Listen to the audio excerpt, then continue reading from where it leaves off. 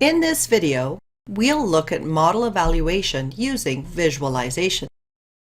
Regression plots are a good estimate of the relationship between two variables, the strength of the correlation, and the direction of the relationship, positive or negative. The horizontal axis is the independent variable. The vertical axis is the dependent variable. Each point represents a different target point. The fitted line represents the predicted value. There are several ways to plot a regression plot. A simple way is to use regplot from the Seaborn library. First import Seaborn, then use the regplot function. The parameter x is the name of the column that contains the dependent variable or feature. The parameter y contains the name of the column that contains the name of the dependent variable or target. The parameter data is the name of the data frame. The result is given by the plot. The residual plot represents the error between the actual value. Examining the predicted value and actual value, we see a difference. We obtain that value by subtracting the predicted value and the actual target value. We then plot that value on the vertical axis with the dependent variable as the horizontal axis. Similarly, for the second sample, we repeat the process, subtracting the target value from the predicted value, then plotting the value accordingly. Looking at the plot gives us some insight into our data.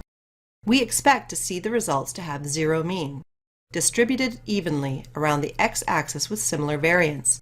There is no curvature. This type of residual plot suggests a linear plot is appropriate. In this residual plot, there is a curvature. The values of the error change with x. For example, in the region, all the residual errors are positive. In this area, the residuals are negative. In the final location, the error is large. The residuals are not randomly separated. This suggests the linear assumption is incorrect. This plot suggests a non-linear function. We will deal with this in the next section. In this plot, we see that variance of the residuals increases with x.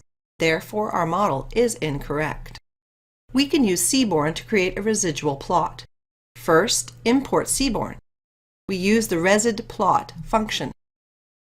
The first parameter is a series of dependent variable or feature. The second parameter is a series of dependent variable or target. We see in this case the residuals have a curvature. A distribution plot counts the predicted value versus the actual value. These plots are extremely useful for visualizing models with more than one independent variable or feature. Let's look at a simplified example.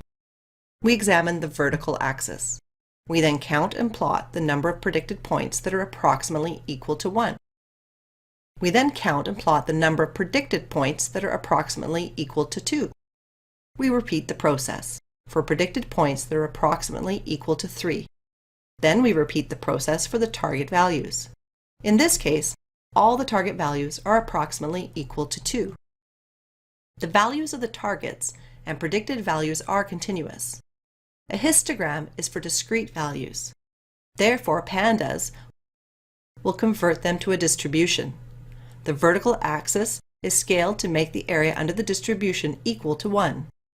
This is an example of using a distribution plot.